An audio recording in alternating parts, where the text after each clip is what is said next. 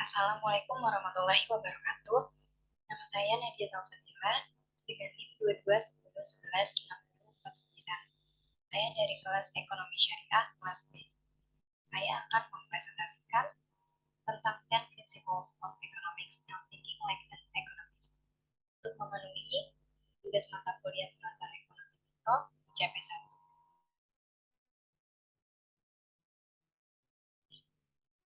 Oke, jadi principles dari ekonomi ini muncul atas 3 pertanyaan. Yang pertama adalah how people make decisions. Prinsip pertama adalah trade-off. Pada prinsip ini, manusia melakukan perdagangan atau tukar-menukar yang dimana ada penjual dan pembeli.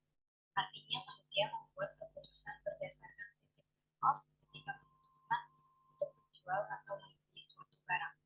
Trade-off lain yang dihadapi masyarakat adalah antara efisiensi dan kesetaraan. Efisiensi berarti bahwa masyarakat mendapatkan manfaat maksimal dari sumber daya yang lengkap. Sedangkan kesetaraan berarti bahwa manfaat tersebut didistribusikan secara merata di antara anggota masyarakat. Lalu prinsip yang kedua adalah the cost of something. Jika seseorang menghadapi trade-off, dalam membuat keputusan haruslah mempertimbangkan biaya dan manfaat dari tindakan yang akan dilakukan dan tindakan alternatif. Dalam prinsip ini berarti setiap hal di dunia ini membutuhkan biaya. Di sini ada opportunity cost atau biaya peluang, yaitu sesuatu atau apa yang dikorbankan seseorang untuk mendapatkan suatu hal. Saat membuat keputusan, pengambil keputusan harus menyadari biaya peluang yang memungkinkan dalam setiap tindakan. Lalu prinsip yang ketiga, rational people think empty magic. Para ekonom biasanya berasumsi bahwa orang berpikir rasional. Orang yang rasional dengan sistematis dan memiliki tujuan akan melakukan yang terbaik yang mereka bisa untuk mencapai tujuan mereka dari peluang yang tersedia. Misalnya, ada sebuah perusahaan yang membuat keputusan berapa banyak pekerja yang akan mereka pekerjakan dan berapa banyak produk yang akan mereka produksi dan mereka jual untuk memaksimalkan keuntungan. Lalu prinsip yang keempat adalah people respond to incentives. Insentif adalah sesuatu yang mendorong seseorang untuk bertindak. Orang yang rasional membuat keputusan dengan memperhitungkan biaya dan mereka merespon adanya insentif. Misalnya insentif penurunan tarif pajak penjualan atas barang mewah atau PPNBM untuk kendaraan bermotor yang diharapkan bisa mendorong masyarakat memilih kembali kendaraan bermotor. Jadi di sini ada respon insentif dari masyarakat, yaitu diharapkannya bisa membeli kembali kendaraan bermotor. Lalu pertanyaan yang kedua yang memunculkan prinsip dari ekonomi adalah how people interact, atau bagaimana orang berinteraksi. Nah, prinsip yang kelima adalah trade can make everyone better off.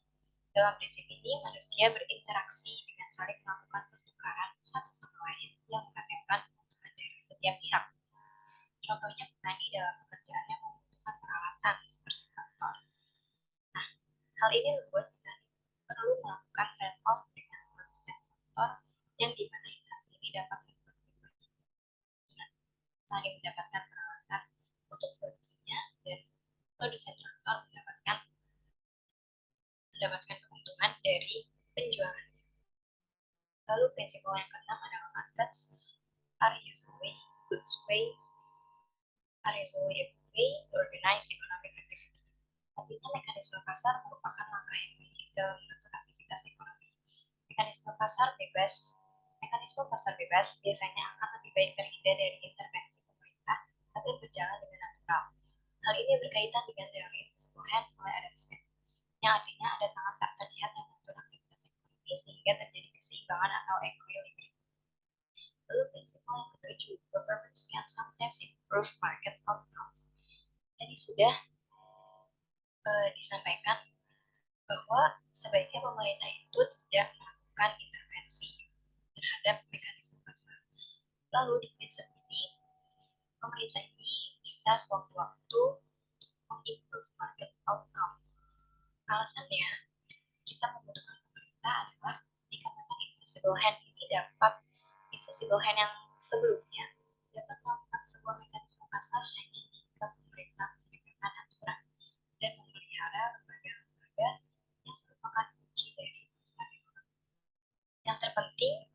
ekonomi pasar membutuhkan institusi yang aktif sehingga individu dapat memiliki dan mengendalikan sumber daya alam. Pertanyaan yang ketiga yang menimbulkan prinsip ekonomi adalah how the economy as a whole works. Prinsipal yang pertama, a country standard of living depends. A country's standard of living depends on its ability to produce goods and service. Jadi hampir semua variasi dalam standar hidup disebabkan oleh perbedaan produktivitas suatu negara, yaitu jumlah barang dan jasa yang dihasilkan oleh setiap tenaga kerja. Di negara-negara di mana pekerja dapat menghasilkan sejumlah besar barang dan jasa kerja, biasanya masyarakatnya menikmati standar hidup yang tinggi. Sedangkan di negara-negara di mana pekerjaannya kurang produktif, kebanyakan masyarakatnya lebih sedikit bertahan hidup. Demikian pula tingkat pertumbuhan produktivitas suatu negara menentukan tingkat pertumbuhan pendapatan rata-ratanya. Prinsipal yang ke-9 adalah price rise when the government prints too much money. Jadi, prinsip ini menyatakan bahwa ketika pemerintah mencetak uang secara berlebihan, maka akan terjadi inflasi yang menyebabkan harga-harga secara umum mengalami kenaikan. Untuk itu, pemerintah harus mengontrol peredaran uang di masyarakat agar tidak terjadi inflasi yang tidak terkendali ketika kalau pemerintah ini prints too much money atau mencetak terlalu banyak uang akan menimbulkan harga-harga yang naik dan menimbulkan inflasi naiknya secara keseluruhan. Prinsipal yang ke-10 atau prinsip yang terakhir adalah society face the short-run trade-off between inflation and unemployment. Jadi trade-off dalam jangka pendek lebih kompleks dan kontroversial daripada trade-off jangka panjang yang menimbulkan inflasi. Kenapa? Sebagian besar ekonom menggambarkan efek trade-off jangka pendek dari segi moneter itu sebagai berikut. Nah, trade-off dalam jangka pendek ini dapat meningkatkan jumlah uang dalam perekonomian sehingga dapat merangsang tingkat keseluruhan pengeluaran dan permintaan barang dan jasa. Lalu yang kedua, trade-off dalam jangka pendek ini membuat permintaan yang lebih tinggi dari waktu ke waktu sehingga dapat menyebabkan perusahaan menaikkan harga mereka.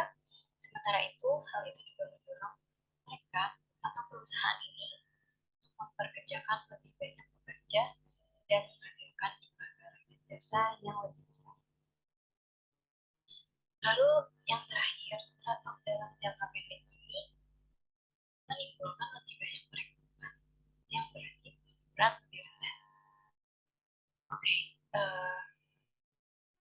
Tadi sudah membahas tentang 10 principles of economics.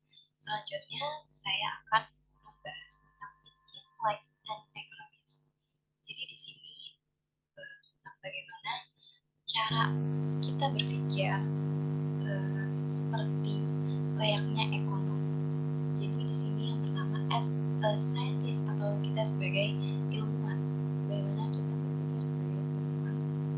Nah, yang pertama ada the scientific method. Jadi kita menggunakan metode saintifik.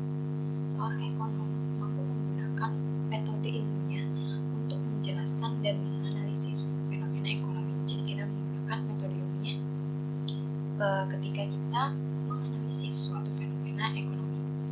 Lalu yang kedua, the role of assumption. Jadi seorang ekonom sebagai saintis mampu menyajikan asumsi yang didasarkan metode saintifik.